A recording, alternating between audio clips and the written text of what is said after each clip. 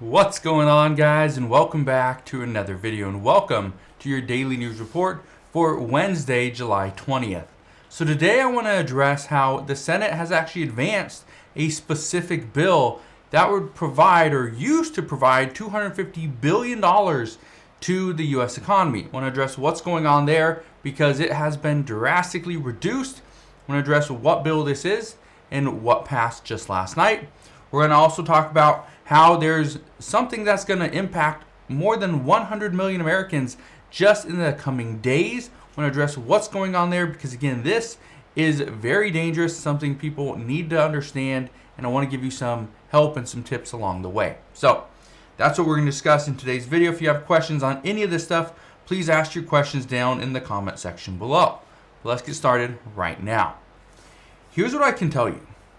Over a year ago, the Senate approved a $250 billion CHIPS bill. This is that Chinese competitiveness bill. Well, since then, they've agreed to really narrow the bill down. And now they're agreeing to spend just $52 billion in subsidies to help the U.S. compete against China. That's still really big news because that is something that we need.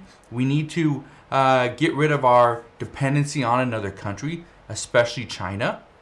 Now, Tuesday night, so last night, the Senate passed a procedural vote, and the vote came out 64-34. That's big because we need at least 60 votes in order to pass it. This means it's a bipartisan bill because there's only 50 Senate Democrats. Now, the interesting part about this key vote, when it happened, most of the key sections of this bill are still being worked on. They don't even know what's in it yet. Now, what most people don't completely understand about this bill, though, is that the subsidies and the main goal behind them is to simply incentivize semiconductor production here within the United States borders. But last night, one thing was needed to be changed before this procedural vote could happen. And I wanted to talk about this yesterday, didn't really know what was going to happen, but lawmakers wanted to add a research and development initiative to this legislation. That was the plan. Well, that's exactly what happened. So that is one of the things that multiple senators wanted to see, is that there was some R&D as well. And I've addressed this on the channel multiple times before. Since the pandemic started, what we have seen lately is companies take their R&D budget and they switch from research and development to production. And so what they're trying to do is save some of the money from research and development and just produce more products now because of the shortages that we've seen. Well, now they want to move away from increased production because, according to multiple reports, we're potentially in a recession. We are seeing the American people spend less money. So if we're spending less money, then does it make sense for a company to spend more on production when there's actually going to be less sales? No. That's why R&D is so important at this time. Now, the good news is that this procedural vote, this actually opens the doors for a floor vote either later on this week or sometime early next week. And once it passes the House, the Senate, the expectation is that House of Representatives is just going to rubber stamp this bill. It's just going to be a formality. They're going to vote on the bill. They're going to vote to pass it. It's going to head over to President Biden's desk. It will be the exact same bill. He will sign it, and we will have it done. There'll be $52 billion for this Chinese competitiveness bill. Okay, that's the expectation. We'll see if that happens. So all you got to do is stick around on this channel. Make sure you click that subscribe button so you never miss an update. But we also got some good news out of Europe as well, and this is regarding chips. The other day, the CEO of Volvo said that the semiconductor inventory is now back at full supply. That's big. And this is really good news because we're already starting to see things get back to normal. But keep in mind, the $52 billion, yes, the subsidy bill, this isn't meant for just producing more chips. The purpose is to produce more chips within the United States and to eliminate the United States' dependency on other countries, specifically China. That's the goal. So this is good news that there's more semiconductors.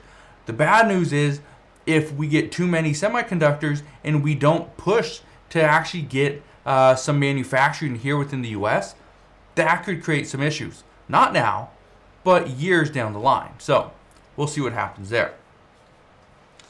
Now, and if you have questions on any of this stuff, please let me know. And you can ask your questions down in the comment section below. And if you do enjoy these daily uploads, do me a favor, go ahead, hit that like button again, also subscribe. But let's talk about the thing that's going to impact 100 million Americans. According to reports, there is a massive heat wave that's expected to impact more than 100 million Americans down the south.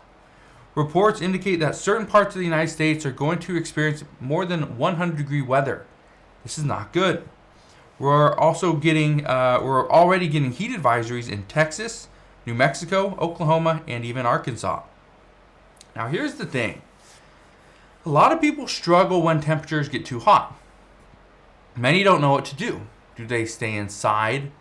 Do they continue with their day-to-day lives? Do they run errands? Do they drive? Do they travel? Well, this is the hard part. We also know that some cities, they usually don't get too hot, and so having air conditioning in your home is not something that is normal. Now, even around here in Seattle, Washington, or the Seattle, Washington area, many homes don't have ACs, or especially older homes.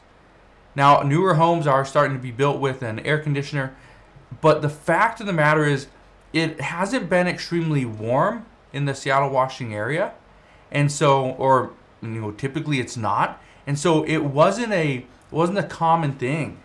Right now, what's common is you just have a bunch of fans, and they usually do the trick. But that's a problem because that's the same thing in other states and other cities as well, as people don't have air conditioning. That's a huge problem. But let me know down in the comment section below. Do you have an air conditioner in your home? Is it just a window unit? Okay. Let me know. I'm just curious because I know there's a lot of people that don't. And if you don't have an air conditioner, what city or state do you live in? I'm just curious. Now, here's some advice from experts. Experts say to make yourself an ice bucket fan. Now, what is this? Let me show you this picture. This is an ice bucket fan. Now, it's really simple to do. Doesn't cost much money. All you need is a bucket, a fan, and ice. And what you do is you freeze a bunch of ice, and you place it in a bucket in front of the fan. Then you put the fan behind it, turn it on, and it blows cool air. That's all it is. That's an ice bucket fan.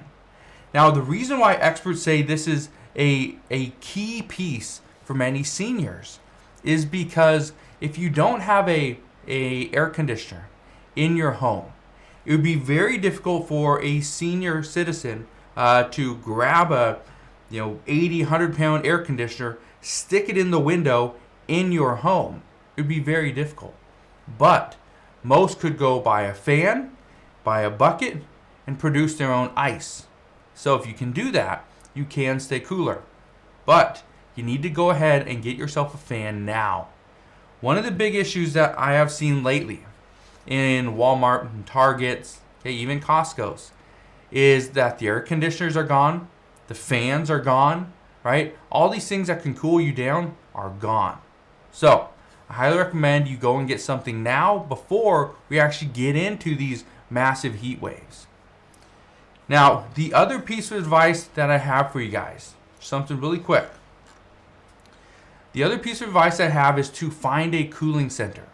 A lot of people don't know these exist, but they do. There's something that, and I know, was it Boston, I believe? I believe Boston, as of today, has already announced a state of emergency due to the heat. I believe they're also opening up cooling centers within the city. So if you live in Boston or in other cities, just ask around and figure out, is there a cooling center? A cooling center is great because you go in and it's just cold. it is just cold. The point of this is not to live in the cooling center. The point of this is to go in there, during the middle of the day when the heat is the hottest, right? Or the temperatures are the hottest, and you go in there, you cool down, bring your core body temperature down. We don't want you to dehydrate, right? We don't want you to overheat. That's the only purpose of the cooling center, just to bring down your body temperature. So go and find them. They're out there, all right? So if you have any questions on any of this stuff, please ask your questions down in the comment section below, but I just wanted to fill you in on what's going on. The two big things out today. First, the Senate did pass the procedural vote for the CHIPS bill. That's good news. And the other thing is we have a massive heat wave coming that's going to impact more than 100 million Americans, mostly in the South. So if you're not ready, time is now. So again, if you have any questions whatsoever, ask your questions down in the comment section below. Again, just want to thank you guys for watching. Have a wonderful rest of your day. Consider subscribing, and I'll see you guys on the next one.